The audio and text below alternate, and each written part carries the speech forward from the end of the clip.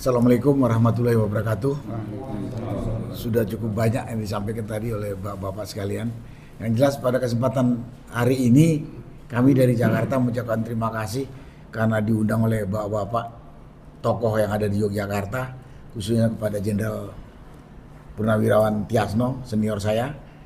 Dan dalam pertemuan ini nih, di samping silaturahmi, kita berdiskusi, kita tukar informasi, khususnya masalah Indonesia masuk BOP, adanya perjanjian dagang yang namanya ini agreement on reciprocal trade, dan di dalam negeri masalah MBG dan Koperasi Merah Putih. Kalau saya nggak ngulang lagi, tapi yang jelas dari sini, dari suara yang saya dapat, dari informasi yang saya dapat, Presiden kita Prabowo ini sudah melanggar konstitusi. Sudah melanggar konstitusi. Ya. Dan melanggar amanat rakyat yang disampaikan secara langsung atau tidak langsung dalam bentuk aspirasi. Melanggar konstitusi tadi sudah dikatakan. Melanggar Undang-Undang Dasar 45, di mana di sana dikatakan bahwa kemerdekaan itu adalah hak segala bangsa, karena itu semua bentuk penjajahan harus dihapuskan. Di pasal berapa tadi sampai ke pasal 11 Undang-Undang 45, bahwa kita punya tugas di samping menjaga kedaulatan, meningkatkan kesejahteraan dan lain sebagainya adalah menjaga perdamaian dunia. Berarti Presiden Prabowo ini sudah melanggar konstitusi. Dan lihat juga dengan sikap-sikap rakyat setelah Amerika dan Israel menyerang Iran. Apa respon rakyat? Semuanya menyampaikan ucapan berduka cita atas gugurnya pimpinan tertinggi negara Islam Iran dan menyampaikan kutukan kepada agresor Israel dan Amerika yang menyerang kepada Iran. Tapi Presiden pemerintah Republik Indonesia tidak mengecam, tidak menyampaikan ucapan turut berduka cita. Terlihat Presiden Prabowo ini sudah agen atau bonekanya Trump dan Israel. Dan itu juga dapat disebutkan Presiden Prabowo telah mengkhianatin bangsa Indonesia. Sudah sangat terang melanggar konstitusi. Pada kesempatan ini, di samping saya katakan itu juga Presiden Prabowo jangan apa ya, jangan egois. Kepentingan pribadinya diutamakan, bukan kepentingan negara. Saya yakin masuknya Presiden Prabowo ke dalam BOP yang notabene juga membawa masuk bangsa Indonesia, ada kepentingan pribadi Prabowo. Bukan mendengarkan kepentingan bangsa dan negara ini.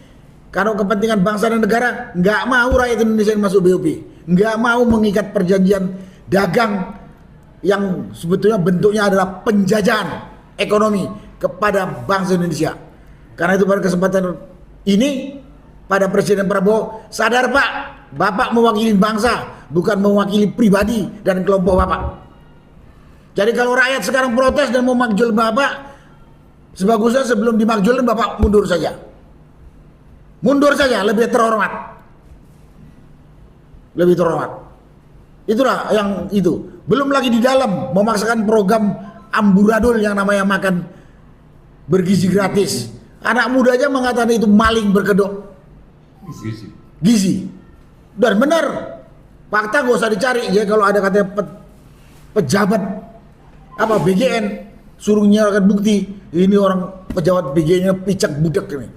Karena data-data amburadulnya MBG ini udah ribuan masuk di media sosial.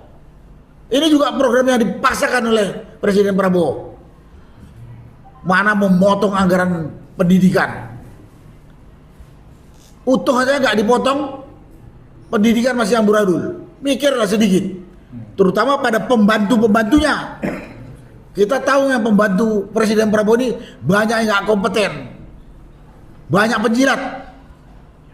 Silakan jadi penjilat, tapi jangan rugikan rakyat dan bangsa ini. Mendirikan bangsa kita ini, NKRI, mahal sekali dulu. Dengan darah, dengan nyawa, dengan rata orang-orang tua kita, mengusir penjajah. Sekarang setelah merdeka malah menggantikan menjajah bangsa sendiri pejabat yang ada sekarang. Jadi pada kesempatan ini kalau saya mengimbau kepada Presiden Prabowo, sebelum rakyat marah memajukan Bapak, bawa mundur saja. Masih banyak orang jujur dan pintar. Karena dari diskusi tadi kita lihat Prabowo sebagai presiden menjalankan mau-maunya sendiri, melanggar semua tatanan hukum yang telah ada. Itulah yang pada kesempatan yang saya sampaikan kepada bapak-bapak, ibu, saudara-saudara sebangsa dan setanah air. Mudah-mudahan Bapak Ibu bisa juga mengingatkan kalau suara saya ini kurang keras menegur Presiden Prabowo. Mudah-mudahan yang lain juga biar dengar. Mungkin Presiden Prabowo dengan lingkarannya sekitar budak, mungkin kalau yang banyak suaranya lebih keras dengar. Sehingga tidak terlanjur bubar NKRI ini.